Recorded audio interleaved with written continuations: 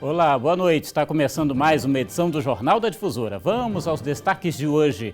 Polícia Civil segue investigando a onda de ataques atribuídos a um grupo criminoso na região tocantina. Aqui em São Luís, homem rouba bicicleta após empurrar e derrubar ciclista no bairro Ponta da Areia. Procon intensifica a fiscalização e notifica 5 estabelecimentos no município de Chapadinha. E ainda a organização internacional doa $1 milhão para o combate à pandemia no Maranhão. O Jornal da Difusora já está no ar.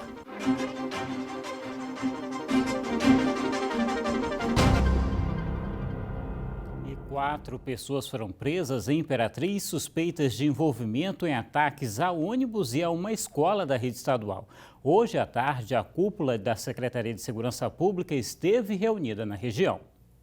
A reunião foi coordenada pelo delegado-geral da Polícia Civil no Estado, Leonardo Diniz, e pelo comandante-geral da Polícia Militar do Maranhão, Coronel Pedro Ribeiro, que também esteve em Imperatriz na última quarta-feira, junto com o secretário de Estado de Segurança Pública, Jefferson Portela, após os ataques ao ônibus da linha Bom Jesus e à Escola Estadual Amaral Raposo. A reunião da tarde de quinta-feira foi organizada após o ataque ao ônibus de Davinópolis e ao incêndio que destruiu caminhões, ônibus e uma patrol no Parque de Máquinas da Secretaria Municipal de Infraestrutura.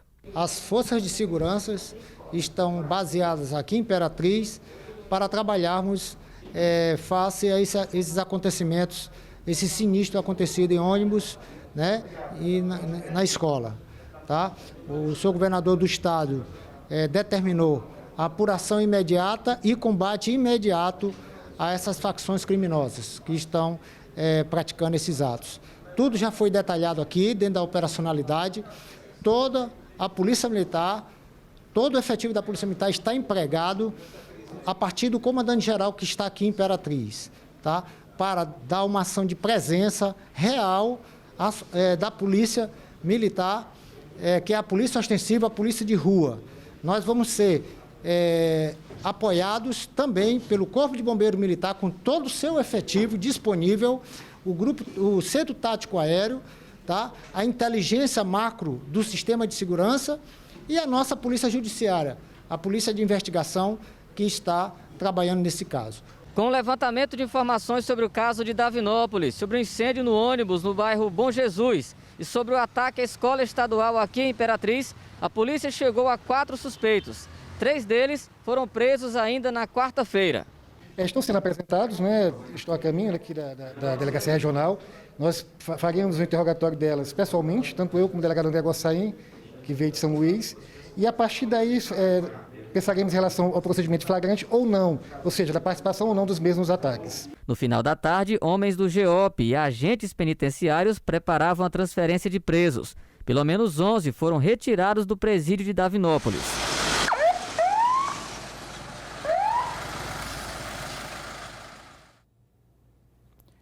Morreu ontem um cinegrafista da TV Sinal Verde, emissora do Sistema Difusor em Caxias. Cleidson Reis tinha 37 anos e pilotava uma moto quando foi atingido por outra motocicleta. O cinegrafista Cleidson Reis se tornou conhecido pelas boas imagens, ricas em detalhes, dando ainda mais destaque ao que filmava. Na noite desta quarta-feira, 22 de julho, Cleidson sofreu um acidente de trânsito quando ia para casa. O acidente aconteceu ali atrás, no cruzamento das ruas Santa Maria com Abel Antunes, na área central da cidade. Cleidson Reis estava de moto e foi atingido por outra motocicleta. Ele sofreu um grave ferimento na cabeça. O cinegrafista foi socorrido por uma ambulância do SAMU, mas não resistiu à gravidade do acidente. O condutor da outra motocicleta fugiu sem ser identificado e sem prestar socorro à vítima. Cleidson Reis atualmente trabalhava na TV Sinal Verde e começou carreira no jornalismo na TV Band Caxias. O velório do cinegrafista aconteceu nesta capela, perto da casa dele. Amigos lamentaram a tragédia. Vai fazer muita falta porque ele era um cinegrafista que tinha um olhar diferenciado, né? A gente sabia quando a gente encontrava ele na externa que ele tinha ali, procurava pelo detalhe na imagem. Nos últimos anos, Cleidson fazia dupla com a repórter Raquel Souza. Os dois produziram grandes trabalhos juntos. A imprensa realmente está de luto. E o que eu posso falar de Cleidson é que ele era um profissional que sempre tinha vontade de aprender mais e ficava nervoso quando algo dava ruim. Um verdadeiro irmão, um bom companheiro de cinegrafia, e a externa não vai ser a mesma, né? Que Deus conforte a todos nós, a todos os amigos, a todos, enfim, o filho dele que ele deixou, e realmente fica um grande vazio. Cleidson tinha 37 anos e morava sozinho. Ele deixa um filho que vive com a mãe na cidade de Imperatriz.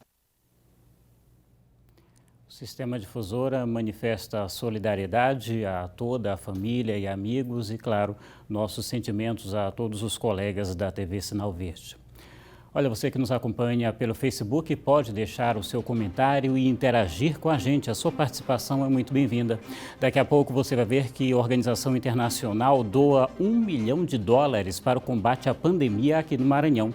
E ainda, Buriti Bravo está entre os 38 municípios sem mortes registradas pela Covid-19. A gente volta já.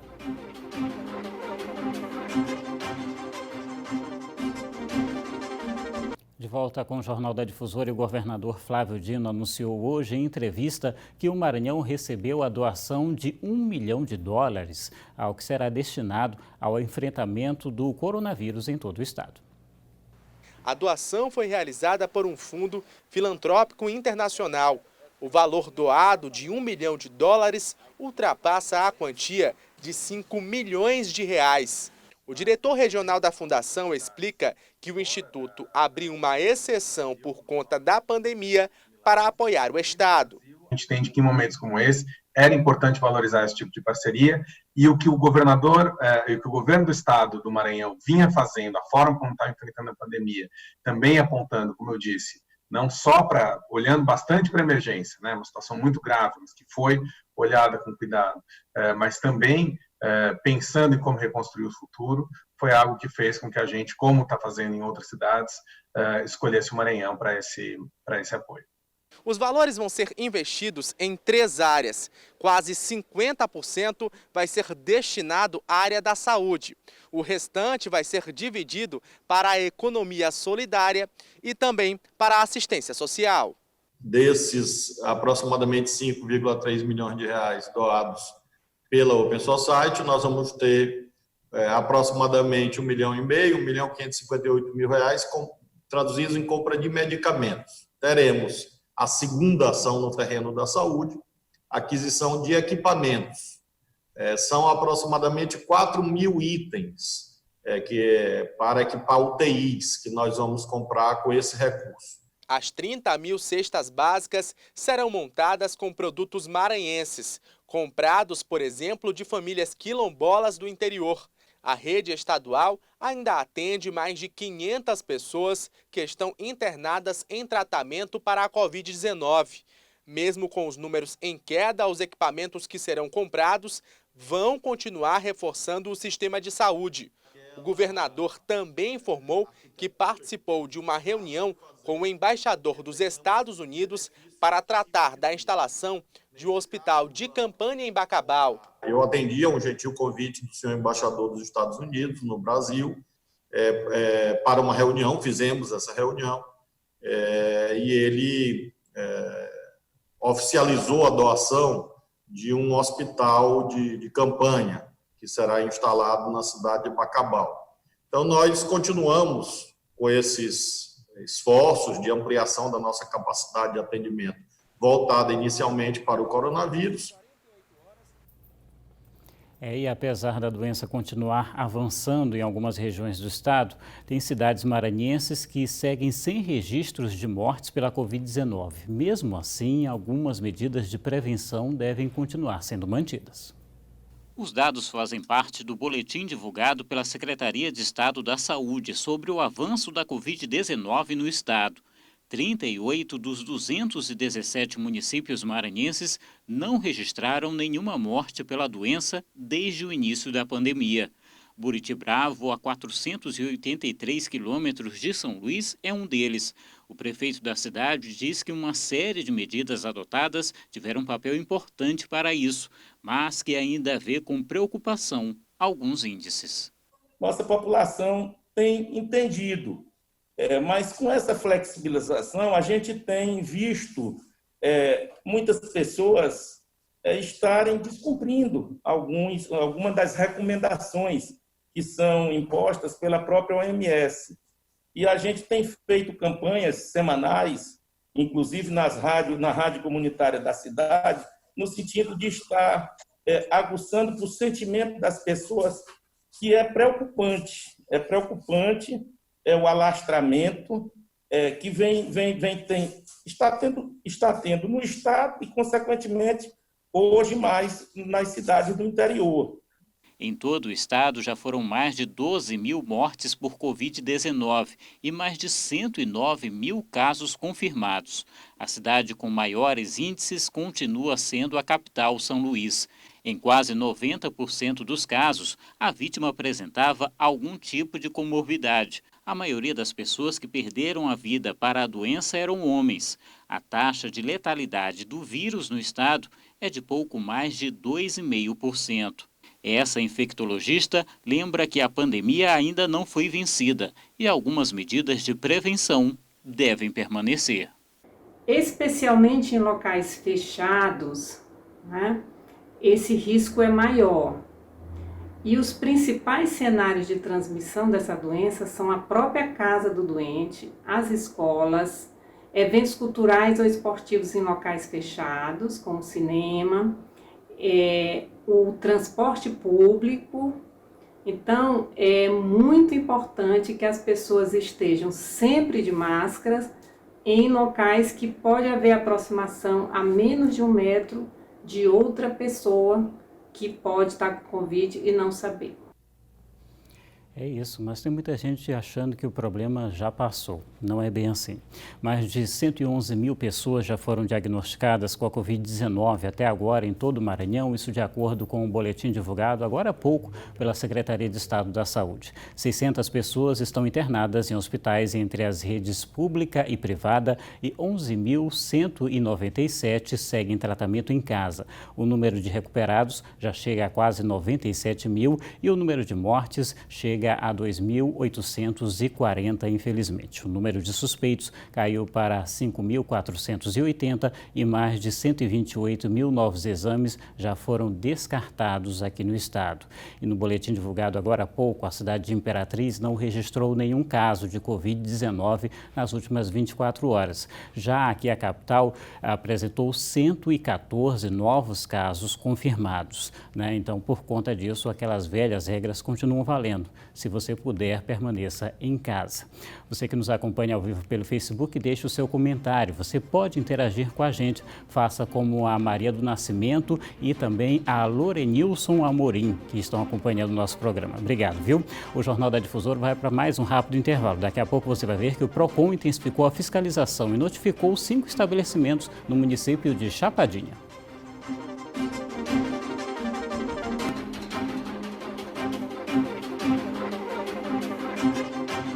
De volta com o Jornal da Difusora e olha só, aqui em São Luís, ciclistas relatam frequentes roubos de bicicletas. O repórter Ciro Mineiro conversou com uma das vítimas, que foi abordada ontem à noite por criminosos no bairro Ponta da Areia. A vítima, que por medo prefere não se expor, relata como se deu toda a ação que resultou no roubo da bicicleta dela. 2 rapazes estavam em uma bicicleta só, eu só consegui visualizar um, né? Só tenho entendimento da visão da fisionomia de um, que foi o que me abordou. Era um menino, os dois eles tinham, assemelhavam-se com menores de idade, bem magros, e o que me abordou, ele tinha cabelo pintado de loiro, né? E me empurrou, pegou a bicicleta, pediu para passar a bicicleta, eu passei a bicicleta e acabei gritando ao meu esposo, que estava próximo, e ele veio ao meu alcance. O crime foi praticado na noite desta quarta-feira nessa área da península. Toda a ação foi filmada por câmeras do circuito de vídeo monitoramento, do momento em que a vítima é empurrada e tem a bicicleta tomada e também da fuga dos criminosos. De acordo com a Polícia Militar, com esse registro, já foram contabilizados 8 roubos de bicicletas nos últimos 6 meses, na área que vai desde a Avenida Litorânea até a Península. Toda a área pública, a Polícia Militar está abordando, está incomodando a criminalidade. E assim, fala que um grande número, mas se nós formos ver o público que pedala, os ciclistas que andam por São Luís, não é um número tão expressivo de ocorrências. Ainda segundo a PM, o policiamento na área é reforçado permanentemente, exatamente para garantir a segurança de turistas e também de quem aproveita o espaço para a prática de exercícios físicos. Nós temos aqui hoje, na região do BPTU, policiais em bicicletas, em motocicletas, policiais em quadriciclos e na viatura, e policiamento a pé nessa região. Então, nós temos praticamente 24 horas uma estrutura policial para dar segurança à população da área e aos turistas, aos nossos visitantes e aos ciclistas também. Bom, o PROCON tem intensificado as fiscalizações direcionadas à defesa do consumidor, isso no interior do estado. Em apenas um município, 5 estabelecimentos foram notificados. Denúncias de consumidores do interior do Maranhão levaram o PROCON a montar uma força-tarefa de fiscalizações em 6 cidades do Vale do Itapecuru para coibir os abusos nos preços de materiais de construção. As fiscalizações, que começaram pela capital, esta semana chegaram a Itapecuru, Vargem Grande, Coroatá, Caxias, Chapadinha e encerram nesta sexta-feira na cidade de Bacabal. Em Chapadinha, o Instituto autuou e notificou 5 estabelecimentos. Além dos depósitos de materiais de construção, a fiscalização do PROCON no interior do estado incluiu outros estabelecimentos, como bancos e supermercados. Nós tivemos as denúncias aqui na Grande Ilha, em São Luís, e começamos a receber também do interior. E por conta disso, nós encaminhamos as equipes de fiscalização também para passar essa semana em algumas cidades em que a gente recebeu um número maior de reclamações para fiscalizar esse segmento. Aproveitando a presença dessas equipes no interior, nós também levantamos as denúncias de outros segmentos, como supermercados, bancos, e aproveitamos também para fazer as fiscalizações desses segmentos específicos a partir das denúncias que foram recebidas nos PROCONs municipais. Os estabelecimentos têm prazo de 5 dias a contar da notificação para apresentar os documentos solicitados pelo PROCON, que vai intensificar as fiscalizações nos municípios maranhenses. Esse trabalho de fiscalizações no interior é um trabalho necessário, muito demandado. Então, a partir das denúncias que estão sendo recebidas nesses PROCONs municipais, nós estamos direcionando as equipes para fazer as fiscalizações nesses estabelecimentos. É isso, as reportagens dessa edição você pode rever no portal MA10. Vá lá também nas nossas redes sociais da TV Difusora e interaja com a gente. Faça como o Hudson Pereira e também o Horécio Santos, que estavam acompanhando o nosso programa. Obrigado pela companhia. O Jornal da Difusora fica por aqui com imagens ao vivo da movimentação na Avenida dos Holandeses, aqui em São Luís. Obrigado pela audiência, pela companhia. Boa noite e até amanhã.